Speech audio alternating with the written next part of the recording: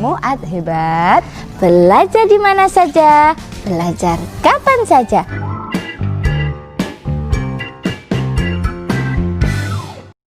Assalamualaikum warahmatullahi wabarakatuh. Apa kabarnya hari ini teman-teman? Semoga semua dalam keadaan sehat, ceria, dan semangat. Amin Ustafin. Ya Us. Nah teman-teman, kita juga mau belajar loh Usati. Belajar apa Ustafin? Hari ini kita mau belajar tentang entrepreneurship. Wah seru Ustafin. Iya. Tapi sebelumnya kita mau lihat video dulu. Video tentang apa Us? Video tentang seorang nabi. Wah sirah nabi ya? Iya. Nabinya punya mukjizat seekor unta yang keluar dari batu yang mengeluarkan banyak susu. Wah pasti teman-teman pengen tahu. Siapa Us nabinya? Us Ati jawab ya teman-teman. Iya, coba. Pasti Nabi Soleh ya. Iya betul, Nabi Soleh Usati 100. Oke. Iya. Tapi sebelumnya kita doa dulu ya Us ya, sebelum melihat videonya. Iya, kita doa dulu. Sika berdoa. Bismillahirrahmanirrahim. Rabbi zidni ilma warzuqni fahma. Amin. Wah teman-teman sudah siap nih Us. Kita lihat dulu yuk video ini teman-teman. Selamat menyaksikan.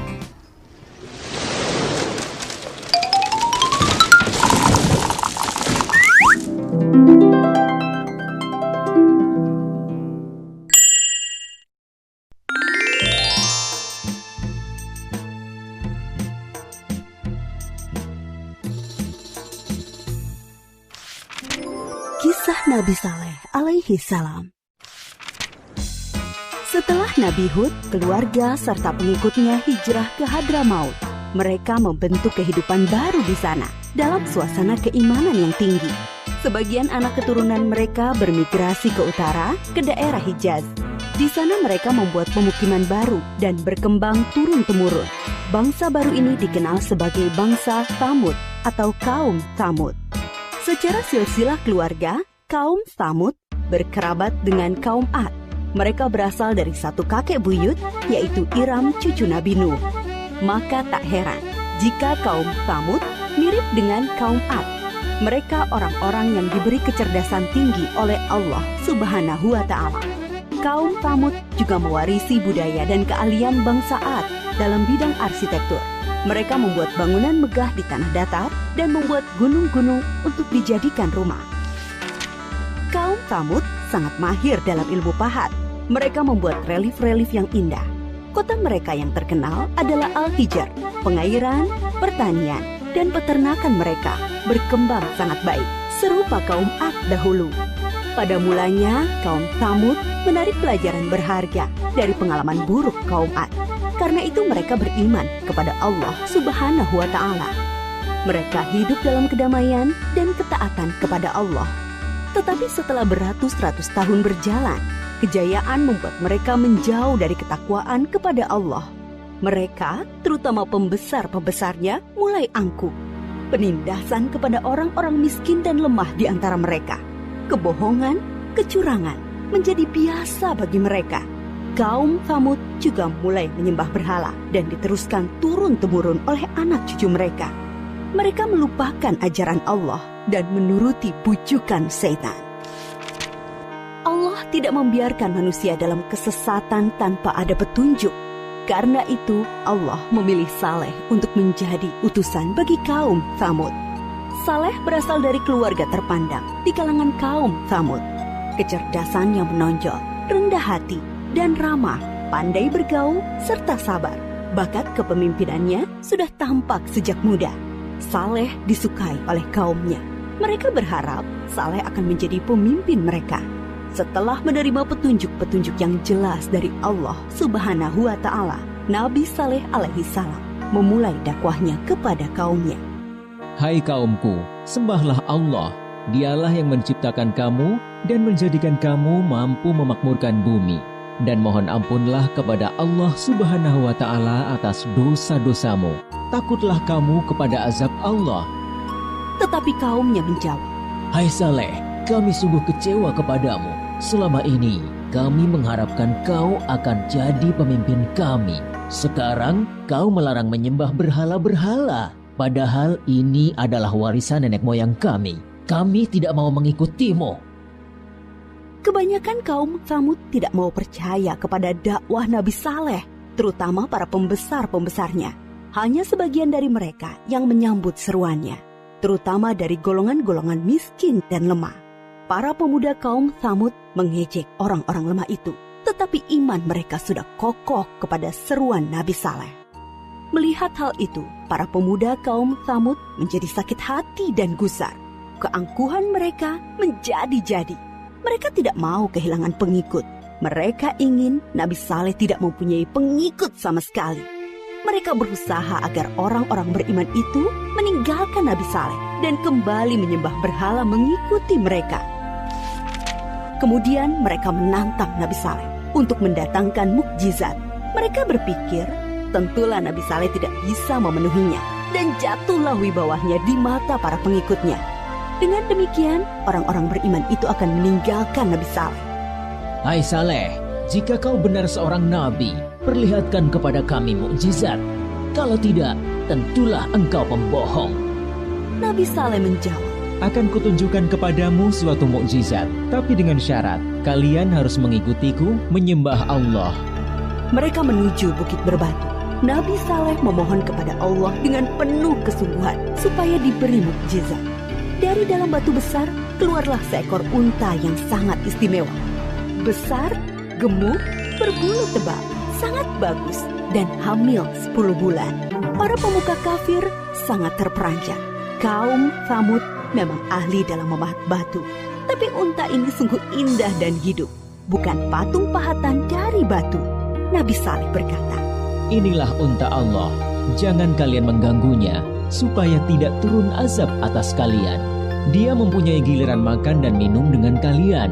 Sehari biarkan dia minum dari sumber air. Sehari giliran kalian dan ternak kalian. Unta itu bebas berkeliaran di pemukiman kaum Tsamud. Pada hari di mana unta itu minum dari sumber air mereka, semua ternak menyingkir seolah mempersilahkannya. Air susu unta itu cukup untuk memberi makan banyak orang setiap hari. Siapapun boleh memerahnya, tetapi tidak boleh mengganggunya. Tapi semua ini tidak menjadikan pemuda-pemuda Tsamud beriman kepada Allah dan Nabi Saleh. Sejak itu, pengaruh Nabi Saleh semakin besar. Bertambah kuat keyakinan orang yang beriman. Para pemuda Tsamud semakin cemas.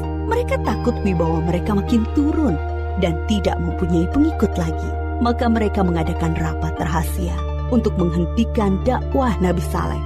Mereka sepakat untuk membunuh unta mukjizat itu. Para pemuda Tsamud menyuruh 9 orang untuk membunuh unta itu. Mereka ini adalah para penjahat yang dikenal berani dan kejam. Bersama-sama mereka membunuh unta. Ada yang memanah dan seorang menyembelihnya. Pemuda Tsamud mengumumkan pembunuhan unta itu dengan congkaknya. Mereka berpikir dakwah Nabi Saleh akan terganjal. Tentu banyak orang beriman yang akan meninggalkannya karena mukjizat yang sudah tidak ada. Masyarakat sangat sedih dan ketakutan mendengar kabar itu. Mereka sedih karena tidak bisa lagi minum air susu unta ajaib itu dan takut azab Allah akan benar datang menimpa mereka. Para pemuda Tsamud mendatangi Nabi Saleh dengan angkuh dan penuh rasa kemenangan. Hai Saleh, kami telah membunuh untamu. Datangkanlah azab yang kau ancamkan kepada kami. Kalau tidak, pasti kau pembohong besar. Kalian diberi waktu 3 hari untuk bersenang-senang di rumah kalian. Setelah itu, azab dari Allah pasti akan datang. Dengan penangguhan waktu 3 hari, diharapkan banyak orang yang menyesali dan bertaubat kepada Allah, serta menjadi orang yang beriman. Tetapi orang-orang kafir itu tetap dalam keangkuhannya. Mereka tidak mau beriman.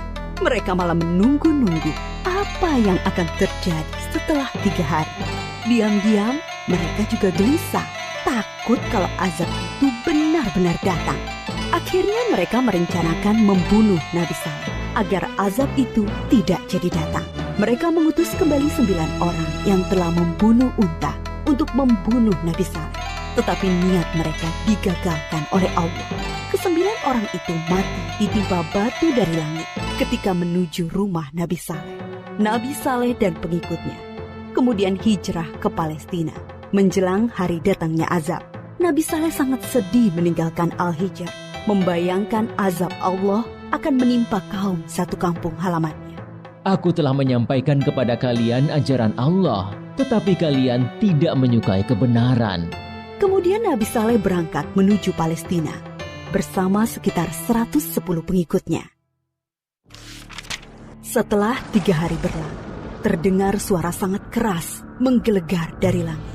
Petir menyambar dan bumi berguncang karena gempa dahsyat. Semua orang kafir itu mati mengenaskan. Bangunan yang mereka banggakan banyak yang ambruk. Binasalah kaum Tsamud yang durhaka. Sampai saat ini, sisa-sisa pemukiman kaum Tsamud berupa rumah dan gedung dari batu yang dipahat masih bisa dilihat di Saudi Arabia dan merupakan situs bersejarah dunia. Kaum Tsamud dibinasakan oleh Allah dengan azab yang singkat tapi dahsyat. Mereka diazab karena tidak mengesahkan Allah dan tidak mau mengikuti utusan Allah, yaitu Nabi Saleh. Mereka memilih mengikuti syaitan. Dan walaupun yang membunuh unta hanya beberapa orang, tetapi orang kafir yang lainnya merestui. Mereka mendiamkan perbuatan jahat di antara mereka. Kisah kaum Tsamud mengajarkan kepada kita keharusan taat kepada Allah dan Rasul-Nya, serta pentingnya amar ma'ruf nahi mungkar dalam masyarakat, yaitu menyuruh kepada kebaikan dan melarang kemungkaran. Nah, seru kan, Us? Wah, seru sekali ya teman-teman. Iya. Sirah tentang Nabi Saleh. Iya. Hikmahnya apa, Us? Hikmahnya, kita harus sayang binatang dan juga menepati janji. Bah, diingat teman-teman, kita harus sayang binatang dan menepati janji ya, Usafin. Iya, Us. Oh iya teman-teman, hari ini seperti yang Usafin tadi bilang, kita mau belajar tentang entrepreneurship atau berdagang. Nah, yuk Usafin, kita lihat kreasi cara berdagang. Masya Allah Usafin, ternyata dalam berdagang itu ada aturan atau akad dalam jual beli. Supaya apa Usafin? Iya, supaya lebih berkah dan barokah untuk jual belinya. Nah, yuk teman-teman, nih lihat, hari ini Usafin dan Usati akan memperlihatkan salah satu contoh hasil kreasi yang bisa dibuat teman-teman di rumah ya Usafin ya. Iya, apa saja ini, Us? Nih contohnya ada makanan, ada kotak pensil, Lili. iya apalagi Usafin itu Ada celengan. Bisa juga loh teman-teman, gantungan kunci. Jadi Cantik ya, Us, ya. nanti teman-teman bisa berkreasi dengan keluarga di rumah ya Usafin ya. Iya, betul. Dan tidak lupa apa ditawarkan di grup kelas. Nah, ini contohnya teman-teman. Misalnya nih, Usafin tadi pagi sudah berkreasi membuat makanan. Teman-teman bisa juga membuat makanan sama ayah, bunda atau kakak, kemudian ditawarkan. Iya. Lilinya ini Us, kok warna-warni dari apa Us? Nah, lihat teman-teman. Teman-teman pasti tahu, pengen tahu nih. Kalau teman-teman punya potongan krayon ya Us, nih sayang kan kalau dibuang ya Usafin. Bisa dipakai Adalah dilelehkan menggunakan air panas. Kemudian lihat kreasinya seperti ini teman-teman. Siapa kalau mati lampu? Iya, kita coba ya Us. Oke. Kira-kira nyala nggak ya? Iya. Coba. Bismillahirrahmanirrahim. Coba ya ini ya. Nah, nyala teman-teman. Lilinnya jadi dari potongan krayon. Ternyata bermanfaat ya Us. Iya, Jadi, betul sekali. yang cantik. Nih lihat nih, ini juga barang bekas ya. Bekas apa nih ya? Es krim. Es krim Us. Dikasih krayon bekas, dicairkan, dikasih sumbunya. Coba. Nah, jadi seperti ini teman-teman. Cantik. Iya. Wah, ini teman-teman pasti pada pengen buat Us. kegiatan untuk TKA dan TKB adalah Ya. membuat hasil kreasi bersama keluarga dan melempar bola ke dalam keranjang. Untuk gitu ya. kelompok bermain, Us? Untuk kelompok bermain juga sama, Us. Membuat kreasi dagangan berserta ayah bunda di rumah. Iya. Serta bermain lempar tangkap bola. Wah, Seru ya, Us. seru sekali, Us Tapi Afif. Us, kalau kita habis membuat kreasi dagangan, pasti ada sampah, Us. Iya ya, Us ya. Nanti sampahnya buangnya di mana, Us? Wah, kira-kira di mana teman-teman? Dilempar di saku atau di tempat sampah ya? Pastinya di tempat sampah, Us. Iya, Us Afin. Seperti siar untuk pekan ini. Wah, apa, Us? Siarnya adalah Ah, membuang sampah pada tempatnya. nah, diingat ya teman-teman, Iya. siar pekan ini adalah membuang sampah pada tempatnya. Oke, Us Iya, Afif. biar semangat kita yel-yel lagi ya, Us ya. Siap. Muat hebat. Belajar di mana saja, belajar kapan saja. Ustazah Ati Dadah, Afif. mau pamit dulu.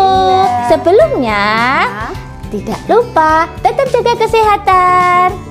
Tetap membantu ayah bunda di rumah Iya. mengaji. Iya, murojaah bersama keluarga Iya. dan selalu Cuci tangan tangan. setelah beraktivitas. Wassalamualaikum warahmatullahi wabarakatuh.